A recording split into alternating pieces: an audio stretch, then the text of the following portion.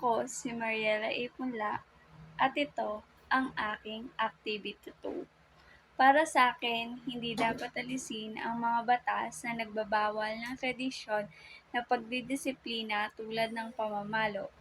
Para sa akin, hindi dapat tanggalin ito dahil ang mga batas na ito ang nagsisilbing proteksyon ng mga bata laban sa pisikal at emosyonal na pang-aabuso.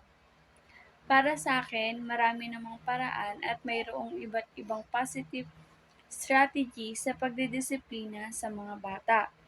Maraming mga epektibong paraan katulad ng pagkausap ng masinsinan sa mga ito at pagpapaintindi o pagpapaliwanag sa kanila ng tama at mali nilang nagagawa.